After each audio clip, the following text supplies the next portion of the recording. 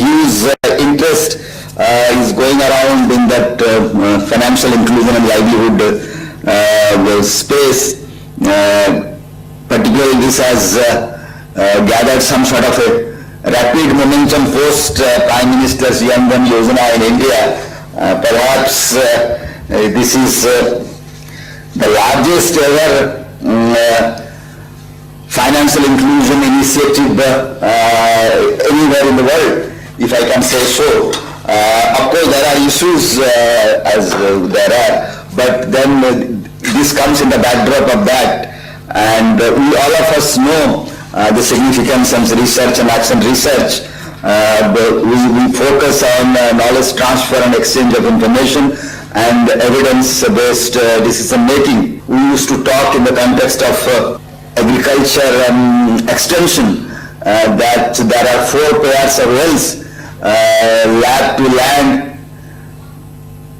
land to lab, lab to lab, and land to land. So we used to have similarly, I think we need that sort of from academic to action, action to academic, action to action, and academic to academic. And I think that is what is needed if you have effective policy. But the point is, how do we effectively communicate our research findings, and how it is to be appreciated in a greater context, and what sort of collaborative relationship we can have between the policymakers, practitioners, and the researchers, and how relevant are the research for the sake of research, or it has some relevance in terms of policy making and in terms of practical guidelines to the practitioners. So coming back to this financial inclusion and the contextual issue, the whole thing gets intertwined. So financial inclusion has to be a part of economic inclusion if it has to be sustainable. When we talk about economic inclusion, it will have both the demand side issues and supply side issues.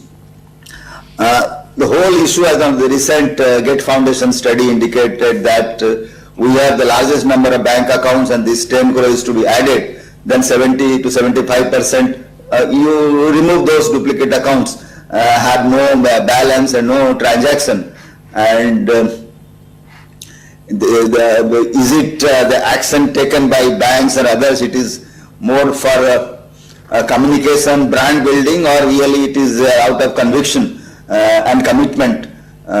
So this is, and the whole issue comes whether, unless there are transactions and there are models of transactions which are sustainable, and if there are no debits and credits into the account, there are no remittances, there are no flows. So basically it boils down to which leads first, the finance leads development or development needs finance. I think that debate is little a sterile debate. I think both have to go together. The short point is that if you have, people have to save, people have to create a credit history, people have to transact. And for the transacting, they need income, they need credit support. So that is why the livelihood becomes an issue, that unless you generate income, unless you generate surplus, you can't invest and build. Based on that, you can't build your credit history, and you can't go for credit, you can't go for investment. And livelihood also will bring in its, if there is a livelihood, there is a stake, it will bring in the issue of risk mitigation and insurance. So they get intertwined. So it's very important that we have thought of financial inclusion and livelihood finance as something which is feeding each other, and this is the topic we are discussing. All of us know that if it's the financial inclusion, as I mentioned, is built around the livelihood related economic activities, there is much greater chance of its surviving, sustaining, and scaling up. In that context, we have to focus on what I call 7 P's: the policies, the processes, the products, the partnerships, the protection, profitability, and the people dimension. But some of the policy issues which you need to look at and do some research based on Indian Express and cross-country experience could be what will be the system level, what is the model. We need to relook whether bank-led model which we have in India, or we have a eclectic hybrid model, which is also in a sense running in India. What should be the optimal mix of these different institutions, and what could be the institutional architecture? There are cross-country experience, and within the country also, it may show up in a continental size country, you can't have one size fit all, so how does it work? And at the farm level, at the banks level and non-banks level, whether this is, everyone talks that there is a fortune at the bottom of the pyramid, but nobody has really got that fortune. Everyone talks about like Mackina's gold, that it is gold around, but nobody has really seen the gold.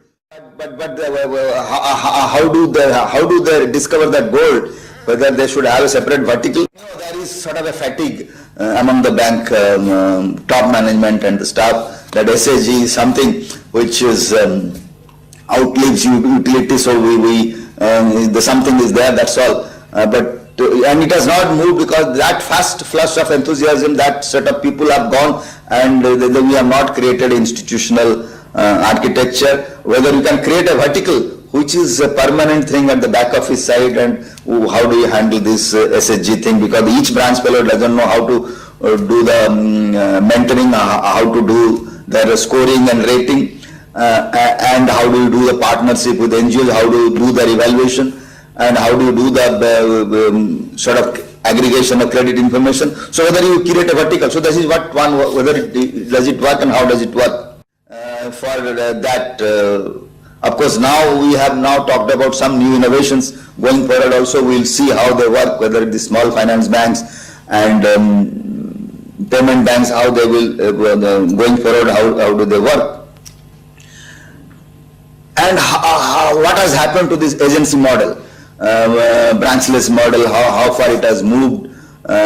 Some places people are happy, some people are not happy. The whole issue of their training, their orientation, their remuneration, and every time a new program comes, people think of a new set of BCs, bank mitras or whatever you call. So how do they fit into this whole structure?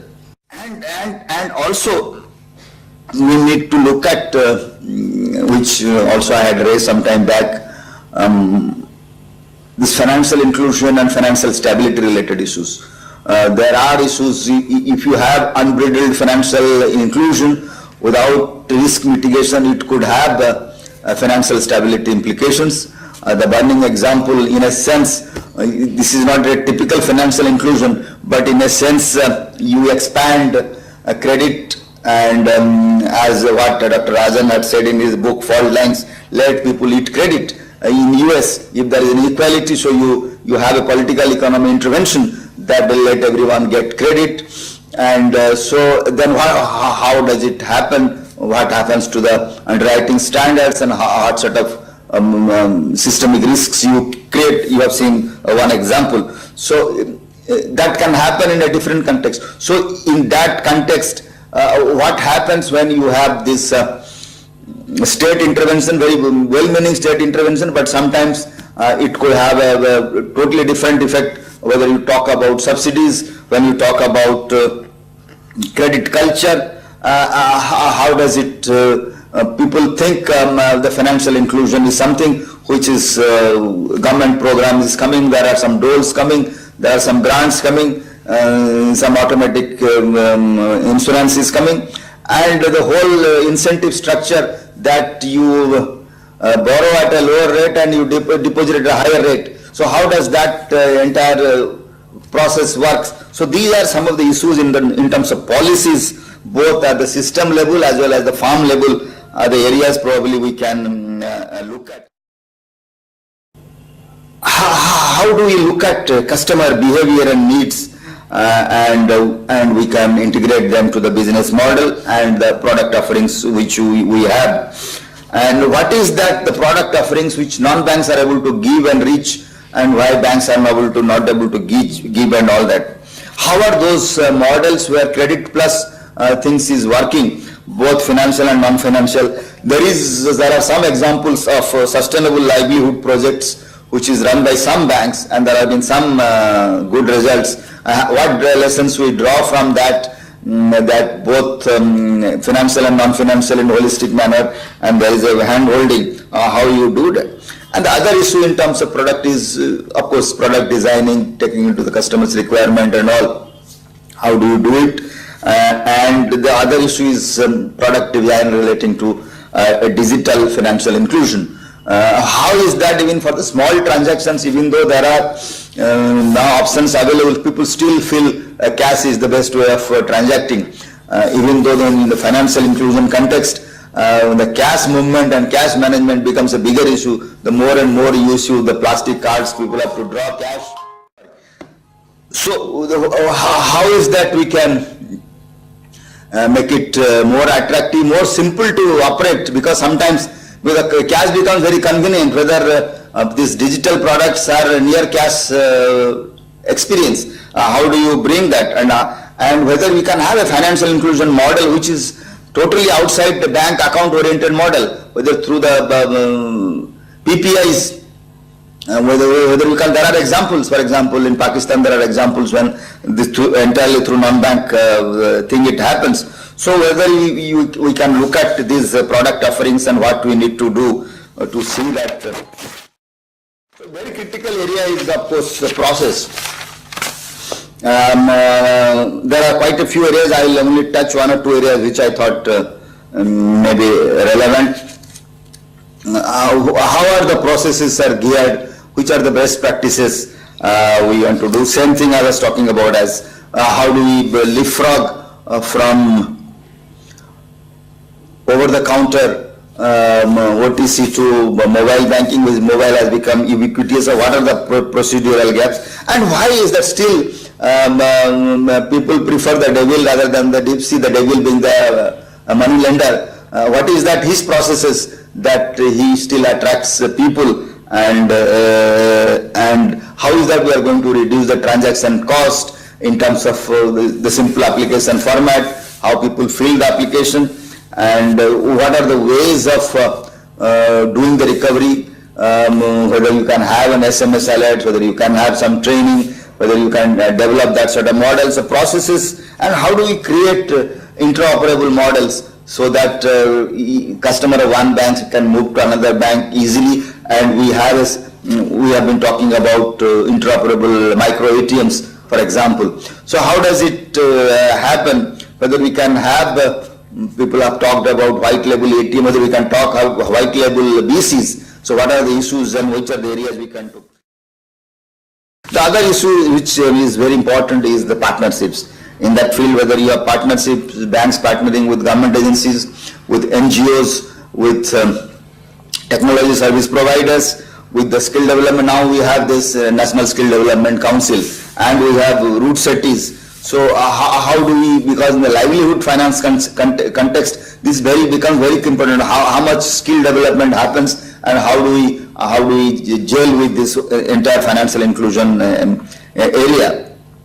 And now these new issues and new opportunities have come in terms of corporate social responsibility of companies, 2% going. So how much of that, in what manner, what are the examples can be leveraged? There are certain projects which will need some hand-holding, some grant support initially. So what way it can be done, and as I told, is there a way we can really partner with money lenders, because if they are necessary evil. There was a report 2007 RBI about registration and working with money lenders. And what is that we should be, how do we link with social entrepreneurs? And we are now talking in a big way about person-to-person financing. So these are some of the partnerships we can look at, and how do they work, and of course the credit information bureaus, how they can be partnered. So this is something very important.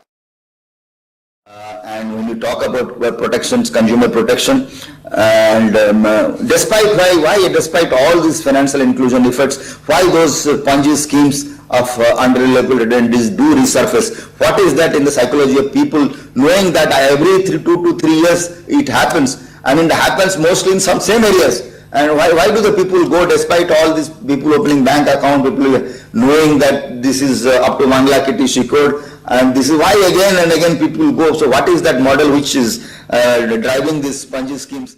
Then the issues of protection has to precede some literacy, some awareness, because once there is a literacy and awareness in education, the customers are on autopilot basis. So there is the informed customer is much better for the banks. So what is that is happening in the field of financial literacy? What is the national strategy for financial education is working properly? What are the other models available? We can take it forward. And these FLCCs, financial literacy and credit counseling centers, they are there because a box has to be ticked, or they are how effective are they, whether you can do some branding and look at what is that, what is their outreach and what is the inputs they are providing. Because now we have a lot of demand, credit demand is large in this country, and as you know, credit to GDP is very, very low, less than 60%. So there has to be credit uptake and all that. And so what sort of debt counseling and debt management thing we should be doing, and how we do, and how we can position these FLCCs in more effective manner. The whole issue comes to the customer choice. So are we providing customer the choice, and what are the ways of providing the choice, and what are those best customer protection practices we have come out with? For example, a customer charter, whether in terms of transparency, in terms of protection, how do they translate in actual terms? The point is, if you have a bank-led model, financial institution-led model, or they play a significant role, they have to be profitable and viable models. So what is that the same, coming back to whether it is out of conviction or it is or only for communication. So how do you create that structure and see that the models are viable? And as I was mentioning, how you generate debits and credits around accounts and make it viable and attractive for the banks. So how these aggregation models are working, whether they provide a profitability opportunity. One way why SHG was promoted was that was looked as a low-cost model, because you, instead of dealing with 20 fellows, you will deal with one fellow and do that. Similarly, we have now tried to put this producer organizations, which is aggregation. So whether these models will make it profitable. So what are the profitable, and how to do the pricing of the products, because hardly there is any study to see the costing of the products. So it's purely on a hypothetical basis we do, and we think that something should be cross-subsidized. Whether people are looking at highly subsidized product pricing, or they are prepared to pay something when the service is good and quality is assured. And where and how you can cross-subsidize, that can happen only when you have some idea of what is the cost of doing particular, offering particular product and how much it costs. So the last point is, of course, the people dimension of financial inclusion. As I mentioned, that what happens to the frontline staff of commercial banks who are there, because at the end of it, all the things will finally boil down. So what is the quality of manpower you have got, which is working on giving a product which is priced properly, which is appropriate and affordable, and the processes are efficient, and partnerships are perfect, but and we have right policy environment. But everything, as I mentioned, boils down to who are the people who are delivering that. And even in the initial phase, when you are moving to a digital inclusion, there has to be hand-holding initially before people move to self-serving. So that people have to move from assisted mode to self-serving mode. So we need that sort of manpower to take it forward. So the people dimension is very, very critical. So what? Another area may be a little bit controversial, but maybe you can look at, because when you talk about financial exclusion, exclusion happens because people have no access. They don't find value in that. But there is sometimes voluntary exclusion. What I am talking about is profit and loss sharing banking. I am not deliberately using the terminology which is very popular. What are the ways of bringing those people into the financial inclusion sphere, and why they are voluntarily excluding themselves is something which is one area we can look at. And let me wish very productive and purposeful discussions. And as I said, I look forward to the takeaways from the conference. Thank you everyone. Thank you very much, sir. Please join hands in honor of the Deputy Governor.